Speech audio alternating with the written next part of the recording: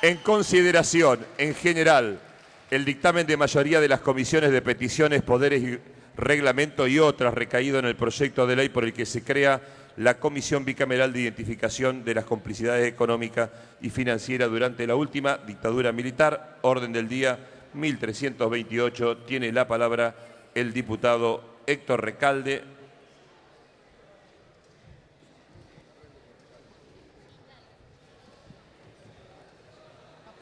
Gracias, señor presidente. Doctor Julián Domínguez. Quiero en principio agradecer la gentileza que tuvo el diputado Dato, presidente de la comisión, que me cedió la posibilidad de dar informe sobre este proyecto de ley.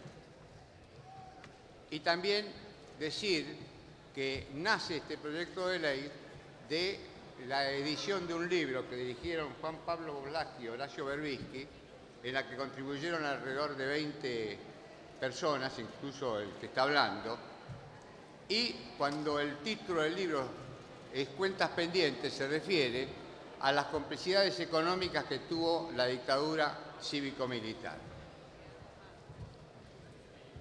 Yo diría que es casi obvio la confesión de un grupo empresario cuando en vísperas del golpe del 24 de marzo de 1976, una entidad patronal cuya sigla era APG, a mediados del mes de febrero, el 16 de febrero de 1976, declara un lockout tratando de paralizar el país, que fue prácticamente el preaviso del inicio de la dictadura militar.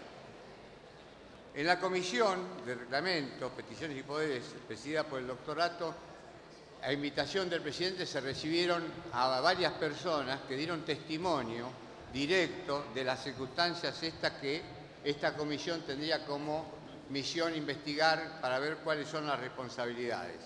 Voy a citar rápidamente a quienes estuvieron. Estuvo el doctor Ojeda Quintana, en representación de varios trabajadores, el doctor Alejandro Olmos Gaona, que investigó, el padre había investigado la deuda privada y él continuó en la investigación, el dirigente sindical de la Unión Obrera Metalúrgica, Victorio Paulón, que contó lo sucedido en Hacienda y en otros establecimientos como la Minfer, Navarro, Heredia y Santa Rosa, más allá de la responsabilidad del grupo Techín, un dirigente gráfico, el señor Moneste, el compañero Monestes, que nos contó qué pasaba en Codex, y bueno, y varias intervenciones, incluso de diputados de la oposición que contribuyeron, como los diputados Rogel y D'Alessandro, el diputado Adrián Pérez, a enriquecer el debate que se dio fructíferamente en esa comisión.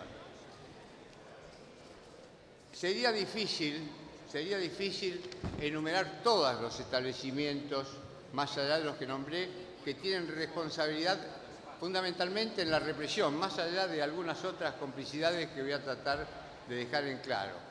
Voy a citar algunas de esas empresas: Papel Prensa, Loma Negra, Ledesma, Mercedes-Benz, Molinos Río de la Plata, el Grupo Bunge y Born, la Editorial Atlántida, las revistas Para Ti, la revista Gente y la revista Somos, La Voz del Norte, una transportadora, Celulosa, Grafa, una empresa textil, la Sociedad Rural de Junín, que se dio un predio para un centro de detención, las ceramistas Los Adur, Cataño, astilleros como Mestina, Astarza y otra metalúrgica que no había citado, Movapi.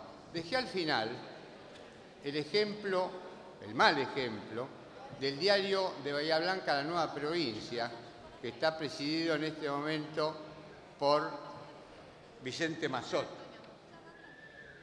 Vicente Massot fue imputado en la causa y desprocesado.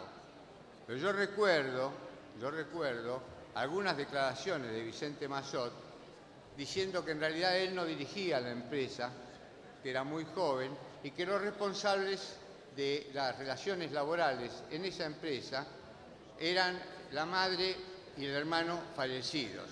Sin embargo, en otro reportaje, Vicente Massot comenta, casi jactándose, que en esa época, por supuesto que no era un nene de pecho, con lo que significa que sí había tenido participación.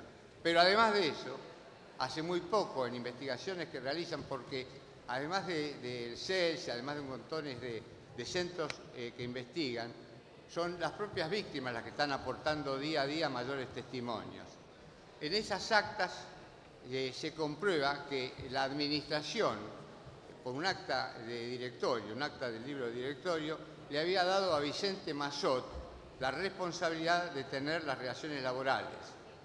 Y quiero destacar que dos de los dirigentes gremiales gráficos fueron Loyola y Henrich, fueron prisioneros primero de la dictadura, represaliados, torturados y luego desaparecidos.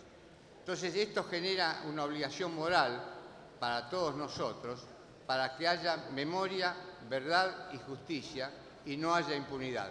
Pero no es solo eso. No es solo eso. Hay algunos testimonios muy ricos que fui recogiendo. Por ejemplo,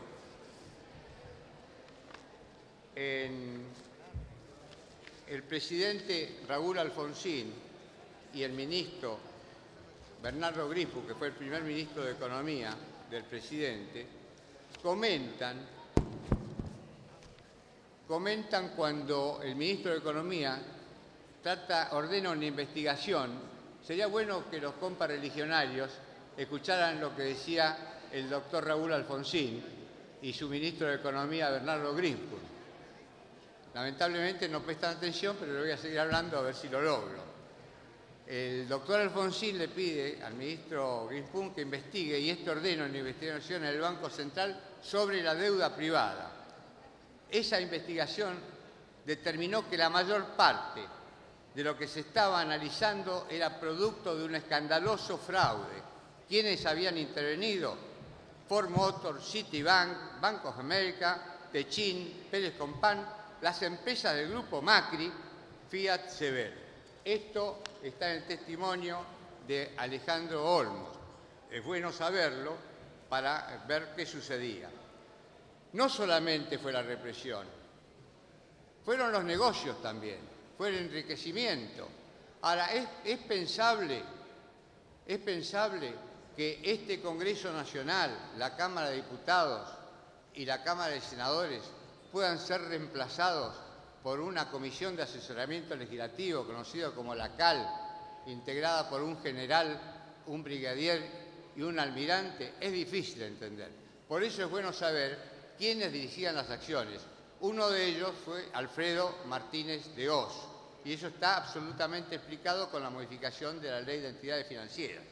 Pero además, es también absolutamente improbable que estos tres militares, en menos de un mes, 28, 29 días, produjeran una modificación de la Ley de Contrato de Trabajo que tenía 302 artículos, de los cuales 27 fueron derogados y 99 modificados.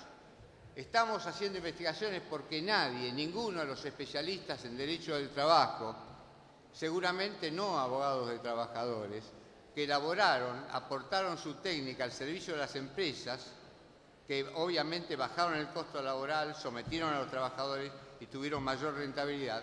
A ver quiénes fueron esos especialistas en derecho del trabajo que asesoraron a esa comisión de asesoramiento legislativo, partiendo de la premisa que es muy difícil que estos tres militares puedan haber hecho toda esta labor técnica. Quiero aclarar que con la Ley de Entidades Financieras de 1977 también se captaban, los que habían intervenido en la redacción de esto, que habían prácticamente desaparecido las cooperativas y que los bancos habían concentrado su capacidad de trabajo, y de 3.000 sucursales que tenían los bancos en nuestro país, duplicaron la cantidad de sucursales, pasaron a 6.000. Esto nosotros en aquella época, con la fuerza juvenil que teníamos en esos años y el temor que teníamos también, lo llamábamos la patria financiera.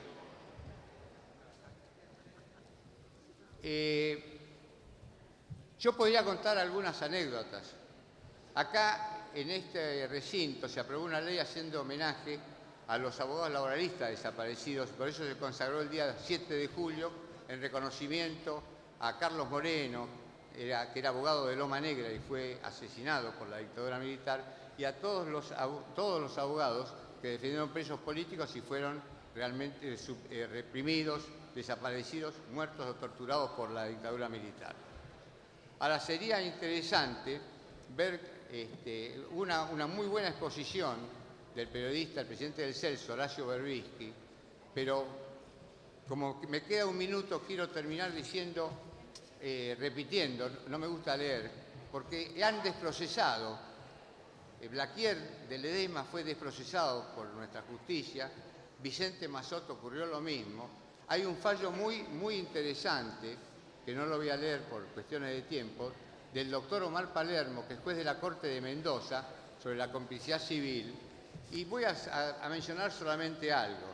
Dice, en este contexto, si una empresa entrega legajos personales de los trabajadores que fueron víctimas del terrorismo de Estado, ofrece fotos de ellos, señala sus domicilios, les da licencia causalmente el día en que se lleva a cabo el secuestro, etcétera, etcétera, obviamente hay una complicidad empresaria.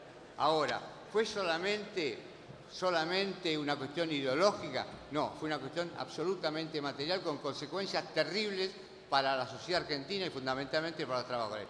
Y quiero cerrar leyendo brevemente lo que dijo el inolvidable periodista Rodolfo Walsh en su carta abierta a la dictadura militar del 24 de marzo de 1977. En la política económica de ese gobierno debe buscarse no solo la explicación de sus crímenes, sino una atrocidad mayor que castiga a millones de seres humanos con la miseria planificada. En un año han reducido ustedes, dirigiéndose a la Junta Militar, el salario real de los trabajadores al 40%, disminuido su participación en el ingreso nacional al 30%, elevado de 6 a 18 horas la jornada de labor que necesita un obrero para pagar la canasta familiar, resucitando así formas de trabajo forzado que no persisten ni en los últimos reductos coloniales. Por supuesto, ahí no teníamos patria, en esa época teníamos colonia. Y sancionar esta ley es terminar con la impunidad. Gracias, señora presidenta. Muchas gracias, diputado.